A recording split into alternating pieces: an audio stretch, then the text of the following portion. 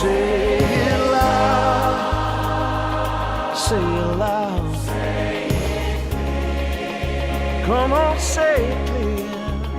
Welcome to the third episode of The Living Years, covering films and albums from each year of my life. We are currently looking at movies from 1975. I watched 32 films from this, my birth year. We've covered 12 in previous episodes. We've got my top 10 favorites to look forward to next time.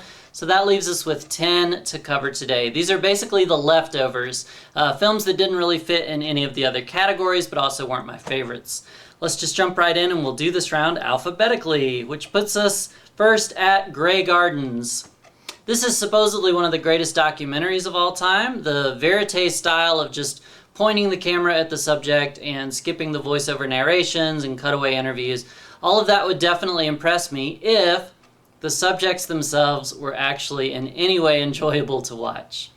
They are two ladies both related to Jacqueline Kennedy Onassis. It's an elderly woman and her 50-something-year-old daughter who live together in a rundown mansion. They are eccentric, which apparently means boring to watch. Getting through these 94 minutes was a real chore.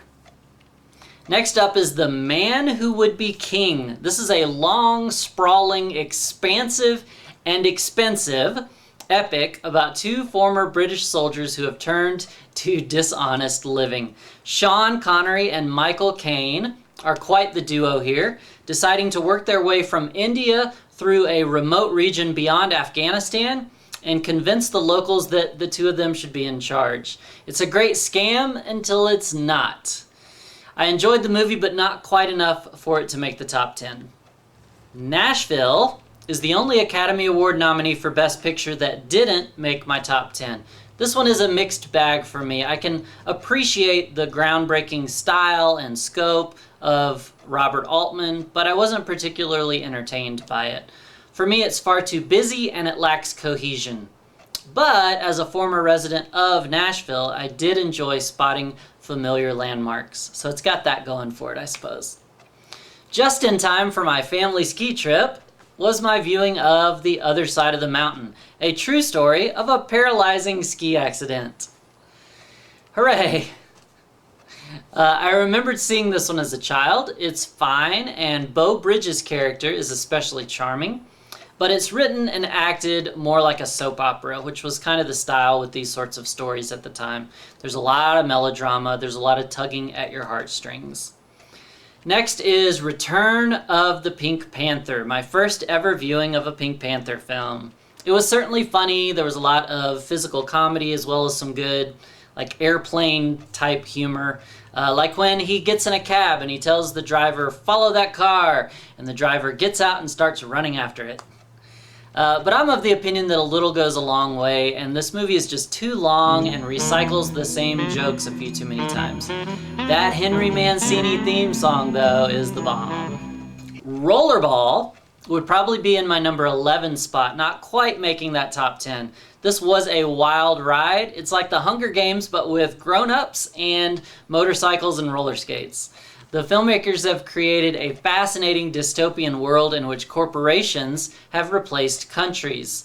And Rollerball is this gladiator-style entertainment with rules that can change at any time and players that are intentionally expendable. I really would have loved either a sequel or another act at the end to see what happened after the brutal final match. Shampoo is a film that was nominated for a lot of awards. Warren Beatty plays a hairdresser who loves to sleep with all the women. Shenanigans ensue, of course, and by the end he picks one that he wants to settle down with, but the movie didn't spend enough time showing me why he was so set on having her. It was entertaining, but far from a favorite. Also highly nominated for awards was The Sunshine Boys. This was my first Neil Simon film. I've always known of the name and the prestige, I suppose. Hopefully there's better stuff elsewhere because I didn't care for this one at all. Walter Matthau and George Burns shine, for the most part, but their characters are caught in a series of never-ending "we're old" jokes. Mathau's grumpy old man is a real piece of work too, believe me. And apparently if your lead character is unlikable, the movie can be as well. Our next to last film in this episode is 3 Days of the Condor, a Sidney Pollack thriller with Robert Redford and Faye Dunaway.